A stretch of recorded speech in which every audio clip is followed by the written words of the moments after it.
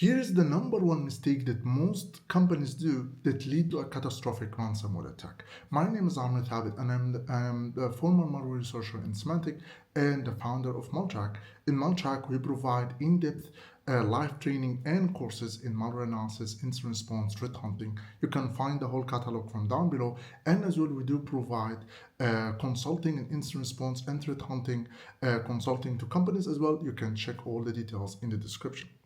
So the number one mistake that most people do, especially in incident response, is that when they're responding to an incident, whenever they detect an incident through logs, through let's say network logs or ADR logs, or whatever the way they detect the attack, they jump directly into containment, eradication, and then resume business as normal without investigating the attack deeply. Most teams, they don't really go into understanding what is the scope of this attack, what are the other IoCs that we see, the other indicators of compromise, than what we see from this one event log, let's say the domain or the malware hash or something that we have seen. Is there more indicators of compromise? And the most important question is, how did the attack happen? Why did it happen? What are the weaknesses that led to this attack? What should be the next steps?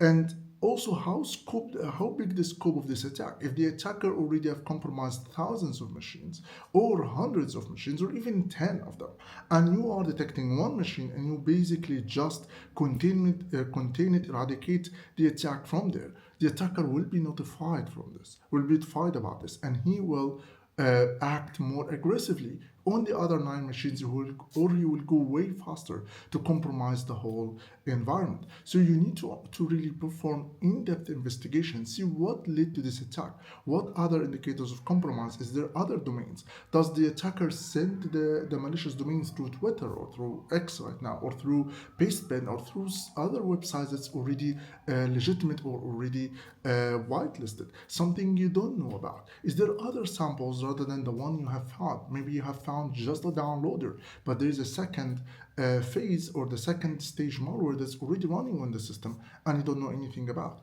Or vice versa, you might have found the latest backdoor that he has, but there is a downloader, a script that's already downloaded on so many machines, and it didn't download the second stage, and you haven't detected that one yet. Or he still have his emails with the malicious document with macro sent to so many of your employees, so many of victims. They are just waiting to click on this document and open this document and rerun the malware again. So you really need to understand the scope before you start responding. You might decide to contain the attack on this one machine, or at least understand the scope and limit the scope of the attack on this one machine, but definitely you need to do that hand in hand with in-depth investigation. I will show you here a simple demo on how you can investigate an attack that's come from the network perspective. Let's say you have detected something suspicious on the network, maybe malicious, maybe unknown domain, or a malicious domain is already blacklisted, and you want to see what's happening deeper than that. How this attack happened at the beginning, what's other IoCs that we see, and investigate that and see what are the scope of this attack, how many machines are infected, collect all the IoCs, and then when you eradicate this attack, you eradicate it all at once, reset all the accounts, reset all the machines, and contain all the machines that did have the malware, and perform the whole eradication process in all the different compromised assets or accounts or data, and make sure that you take the right steps. So let's jump into the demo. So I have here a tool called Zui. A lot of people don't know about this tool, but it's basically a kind of like Splunk or Elasticsearch, but it's a desktop app. It's basically just an exe file you can download or install. It basically has its own language, similar to any SIM tool, and it works super well with Zclogs. You can basically upload a backup file, and this backup file will be converted into Zclogs, and then these Zclogs will be populating inside the index search, and you can basically inside their Z lake basically, and you can access it and do all the queries as you wish. Also, it does support the ability to use it from the browser as well, and I think an API that allows you to query the Z-Lake and able to access the data and able to work with the data. That is basically the whole promise behind this tool. But anyway, if we are doing here, we have let's say Zeek logs for our traffic, and we need to hunt for threats. The first thing we're going to start with is the hypothesis. What is the hypothesis? So the hypothesis, let's say for this example, we will say that our hypothesis that there are a machine that connects to a common control server that is basically have a kind of an unknown top-level domain. Unknown top-level domain means like .cc, let's say at, there was one time .bazaar, there is I don't know, any dot something unknown. And then you can have all of these things stacked together and then start querying them. So let's do a simple example. So here we're gonna go into inside the Zeek logs. There's multiple different files or multiple different files produced, depends on the protocol. There's HTTP, there's stats, there's connections. Stats is just statistics generally about Zeek, and there's the connection, which includes all the connections, and we do have the DNS as well. So here we can have all the DNS requests, and this is maybe equivalent for you to DNS logs. So look at Zeek as you don't have to have Zeek, but you can have other logs that basically kind of works the same way. So you have DNS logs here, or you have the DNS logs representing the DNS inside Zeek.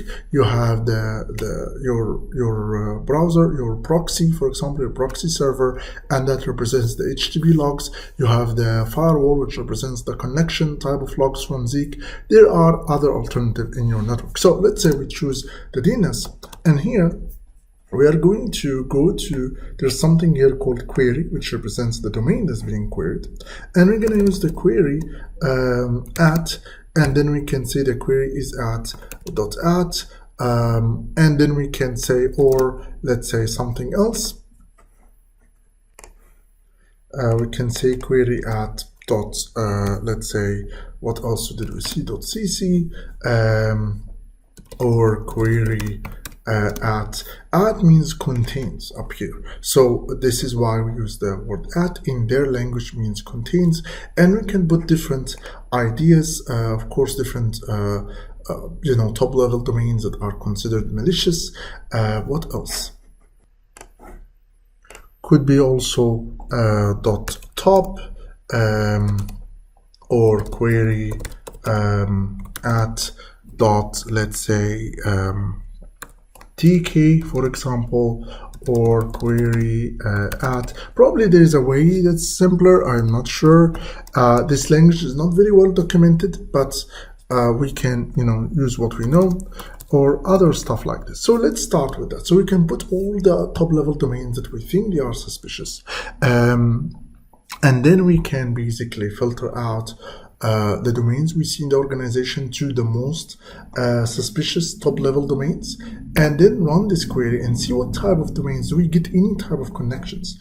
We can even use basically, which is something you can do also in Splunk, count by, let's say, queries. You can see all the domains and how many times they existed, and you can see here there are multiple .at domains. So this is something we can investigate further. What does it mean to see .at domains? Now we tested the hypothesis, we run the query, then we are going to investigate if we are already compromised. If we are not, we can convert that into an alert. So we can say, well, let's make that an alert.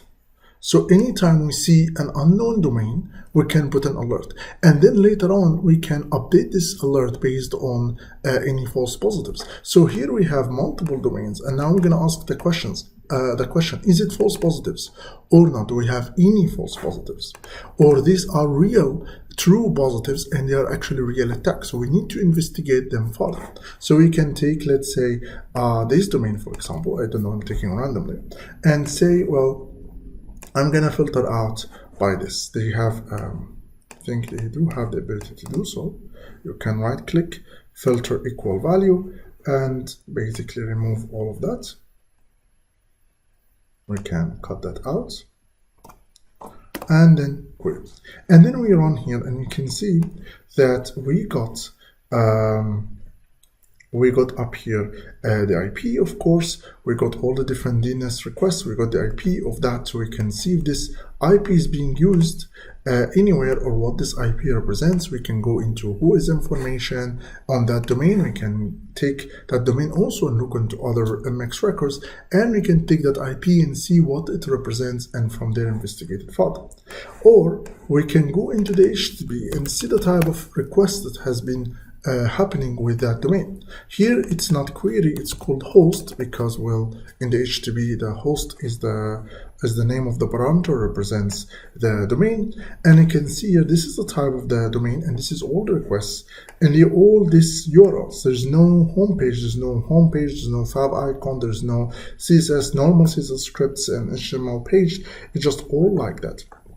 Interesting. Let's look at, there's no referrer as well. There's zero referrer in all of these requests.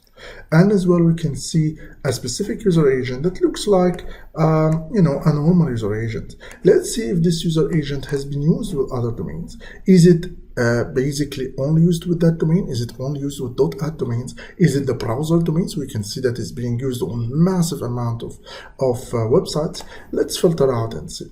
So here we do a host user agent equal, and we can say, okay, count by let's say by host, right? And then we can see that it's only used with specific domains that are, we see the .at, so it looks like they're all running by a specific malware, and also another malware, that another domain that is .com. Then we can investigate that further and further, and we can go deeper in this way. So that is the process we can go in to start the whole process, to start the whole investigation. And then we go back, okay, we investigate that, we see if there's an attack or not. We basically respond to this attack. We probably, in this case, we really have a real attack. And then what's the next step after? We are going to, there's two steps. One is the instant response process, and will be handled with the instant response team. The threat hunting guy or the threat hunting team, what they're gonna do is that they are going to basically create a new detection with that. So now we have an alert, not by the user agent. The user agent is a specific user agent, is probably used by this specific malware, but let's say in the domain the same thing, but the .at, for example, the .xyz, the .top, the .tk, the .cc, we're gonna create an alert with that, and we're gonna filter out the domains that already used and known and they are not malicious. We can filter them out and then start the process. Of course, that is a simple, very simple threat hunting process, but it is basically the full idea. We can go after and create a Sigma rule that suits that specific attack, and from there we can detect this attack further, and or create whatever the detection rules we can create in your own environment, in your own SIEM, whatever the way you create a new detection rule, and then you document the whole process. Let's say you don't have an HTTP, you don't have any HTTP information, you only see the DNS requests, but you don't have a website proxy, you don't have a web proxy inside your organization.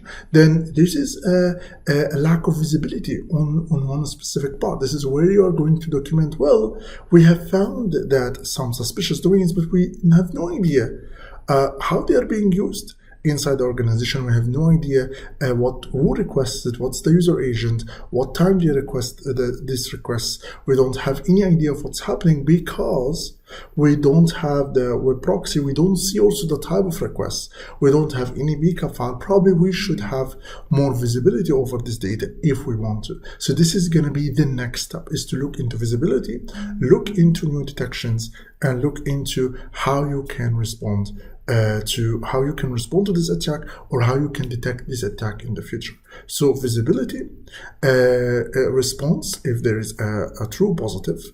If there's false positives, filter them out of your query, and then create a new detection rule if you are confident enough that this can detect this new attack or this attack vector, whatever that is. with the minimum false positives, so you don't have too many alerts on your SOC team and get them even more exhausted with more false positives. And at the same time, you are also documenting any missing visibility inside the organization. This is the only way you can implement new detection rules, new respond to new attack vectors you see on Twitter, you see on different articles you see published by Mandiant or Kaspersky or even us. Whatever the way, whatever you see in the attack vector, this is the only way you can investigate it. Make sure that your company and your tools are up to date with these new attacks, and make sure you fine tune your software or your programs to be able to respond to this attack. So that's it for this demo.